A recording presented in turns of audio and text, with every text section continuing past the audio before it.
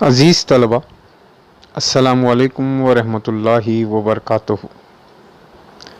جماعت دہم کی اردو کی کتاب سے آج مشغلاتی پرچہ نمبر 11 لے کر ہم آپ کے سامنے حاضر ہوئے ہیں۔ یہ کتاب کے دوسرے سبق شہروں میں کوئی چاند کو ماما نہیں کہتا سے متعلق ہے۔ آئیے اس میں درج سوالات پر نظر ڈالتے ہیں۔ سوال نمبر 1، سمجھنا اظہار خیال کرنا کے تحت پڑھیے، سوچ کر لکھیے۔ اس کے تحت ایک عبارت دی گئی ہے اور اسی عبارت کے تحت چند سوالات پوچھے گئے ہیں۔ اس عبارت کو پڑھ کر آپ کو پوچھے جانے والے سوالات کے جوابات لکھنا ہوگا۔ یہاں رہتے رہتے اب مجھ پر وحشت طاری ہونے لگی ہے۔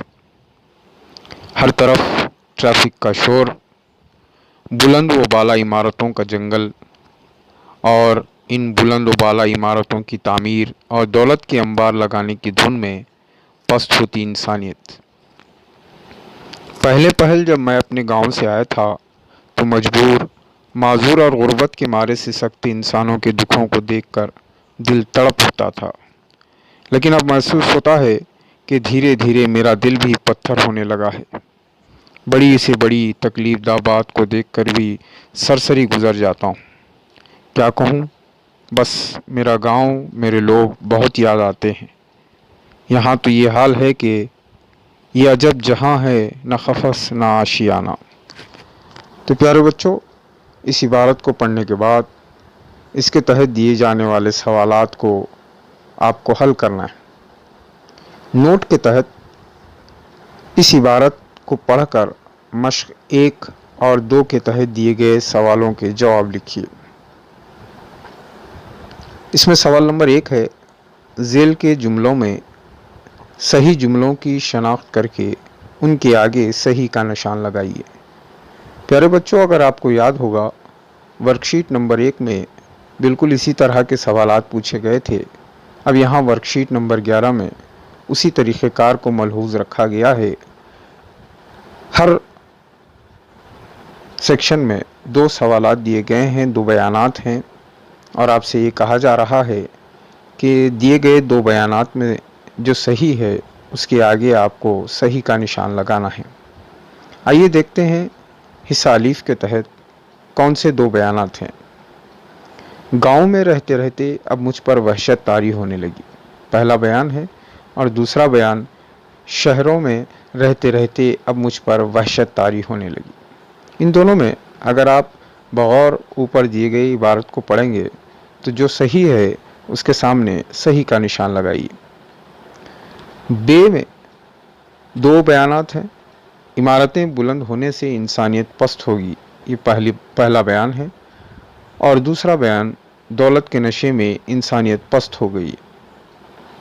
ان دونوں بیانات میں بھی بالکل وہی آپ کو طریقہ کار اپنانا ہے کہ جو صحیح ہے اس کے آگے صحیح کا نشان آپ کو لگانا ہے۔ جیم میں پھر 2 بیانات ہیں۔ پہلا بیان ہے، اس عبارت سے شہر کے لوگوں کی ہمدردی ظاہر ہوتی ہے، اور دوسرا ہے، اس عبارت سے گاؤں والوں کی ہمدردی ظاہر ہوتی ہے۔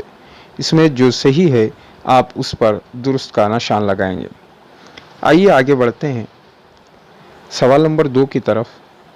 اس کے تحت حسب ذیل الفاظ کو جملوں میں استعمال کیجیے۔ یہاں 3 الفاظ دیے گئے ہیں۔ ان تینوں الفاظ کو پہلے آپ کو سمجھنا ہوگا، ان کے معنی کیا ہیں۔ جب آپ معنوں کو سمجھ جائیں گے تو بڑی آسانی کے ساتھ انہیں جملوں میں استعمال کر پائیں گے۔ پہلا ہے وحشت، دوسرا انبار اور تیسرا قفس۔ تو آپ اپنی کتاب کے آخر میں دی گئی فرہنگ میں ان کے معنی تلاش کیجیے، انہیں سمجھیے، پھر ان کو سمجھنے کے بعد ان تینوں الفاظ کو اپنے جملوں میں استعمال کیجیے۔ آئیے از خود لکھنا کے تحت دوسرے سیکشن میں چند سوالات دیے گئے ہیں۔ اس میں پہلا سوال، ذیل کے سوالوں کے جواب 5 جملوں میں لکھیے۔ یہاں جتنے سوالات دیے گئے ہیں آپ کو کہا یہ جا رہا ہے کہ ان کے جوابات 5 جملوں میں لکھیے۔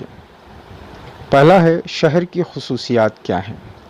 یہ بہت ہی آسان سا جرنل سا سوال ہے، آپ اپنی معلومات کو استعمال کرتے ہوئے اس کا جواب لکھیے۔ اور دوسرا ہے اس سبق کے مصنف کے بارے میں لکھیے۔ یہ آپ کو کتاب کے ساتھ سبق میں اس مصنف کے بارے میں، چونکہ شہروں میں کوئی چاند کو ماما نہیں کہتا، یہ سبق کے لکھنے والے منور رانا ہیں، اور منور رانا کے بارے میں تفصیلات آپ کو کتاب میں سبق کے دوران آپ کو مل جائے گی۔ سبق سے پہلے منور رانا کے بارے میں تفصیلاً تعارف پیش کیا گیا ہے، آپ اس تعارف کو پڑھیے اور ان کے بارے میں 5 جملے لکھیے۔ امید کرتے ہیں کہ یہ ورک شیٹ نمبر 11 آپ کے لیے آسان ہو گئی ہوگی۔ مزید آسانی کے لیے آپ اپنی درسی کتاب، اپنے والدین اور بڑے بھائی بہنوں کی مدد لیجیے۔